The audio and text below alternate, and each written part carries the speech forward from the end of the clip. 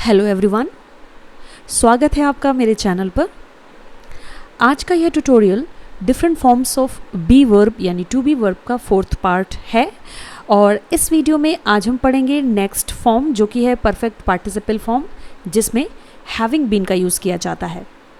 लेकिन having been को समझने से पहले हम ये देखेंगे कि हम हैविंग का यूज़ वर्ब की थर्ड फॉर्म के साथ किस प्रकार सेंटेंसेस में कर सकते हैं, क्योंकि तभी आप हैविंग बीन को समझ पाएंगे।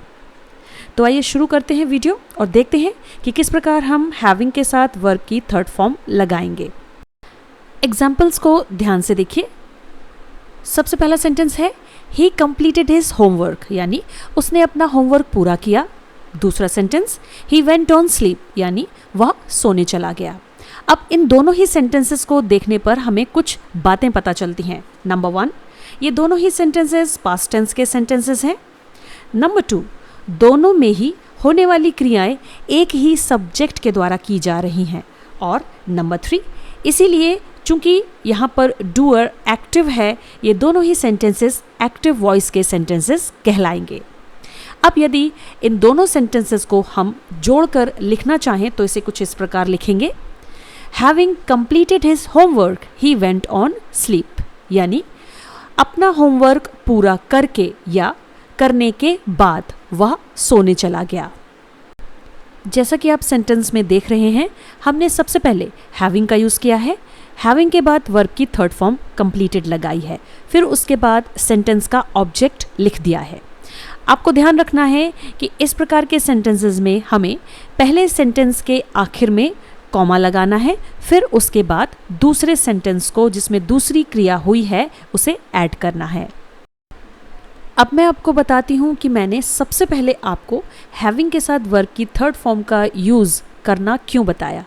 वो इसलिए क्योंकि हैविंग बीन का यूज़ हम तब करते हैं जब सेंटेंसेस पैसिव वॉइस में होते हैं, जबकि हैविंग के साथ वर्ब की थर्ड फॉर्म का यूज़ हमने एक्टिव वॉइस सेंटेंसेस के लिए किया है, जैसा कि आपने अभी एग्जाम्पल्स में देखा। तो आइए वीडियो में आगे बढ़ते हुए अब देखते हैं कि किस प्रकार हम सेंटेंसेस में हैविंग बीन का यूज़ करेंगे। सेंटेंस को ध्यान से देखिए। He got the letter written, यानी उसने पत्र लिखवाया। यह सेंटेंस एक पैसिव वॉइस सेंटेंस है। वो इसलिए क्योंकि पत्र लिखने का कार्य कौन कर रहा है यह हमें नहीं मालूम है, यानी यहाँ पर कार्य को करने वाला डूअर यानी कर्ता एब्सेंट है, और जहाँ डूअर एब्सेंट होता है वहाँ पर सेंटेंस पैसिव वॉइस में कहलाता है। इसी सेंटेंस के साथ एक और सेंटेंस देखते हैं।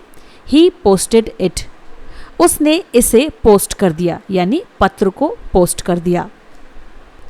अब यदि इन दोनों सेंटेंसेस को हमें एक साथ लिखना है तो उसके लिए हम हैविंग बीन का यूज़ करेंगे। आइए देखते हैं sentence. Having been written the letter he posted it, यानी पत्र को लिखवा करके या लिखवाने के बाद उसने इसे पोस्ट कर दिया। इस सेंटेंस में हमने सबसे पहले हैविंग बीन का यूज़ किया है, फिर उसके बाद वर्ब की थर्ड फॉर्म का, क्योंकि यह सेंटेंस पैसिव वॉइस में है। फिर उसके बाद हमने ऑब्जेक्ट लगाया है। हमें याद रखना है कि पैसिव सेंटेंस के फिनिश होते ही कॉमा लगा करके अगले सेंटेंस को लिख दिया जाएगा। आइए इसे एक और एग्जाम्पल से समझते हैं। सेंटेंस को देखिए। ही गॉट द सिग्नेचर, यानी उसने हस्ताक्षर करवाए। अब यह सेंटेंस भी एक पैसिव वॉइस सेंटेंस है, क्योंकि इसमें हस्ताक्षर किसने किए हैं यह हमें नहीं मालूम है, डूअर एब्सेंट है। इसी के साथ एक और सेंटेंस देखते हैं। ही सबमिटेड द फाइल, यानी उसने फाइल को सबमिट कर दिया। अब यदि यहाँ पर हम इन दोनों ही सेंटेंसेस को एक साथ लिखना चाहें तो इसके लिए हमें हैविंग बीन का यूज़ करना होगा।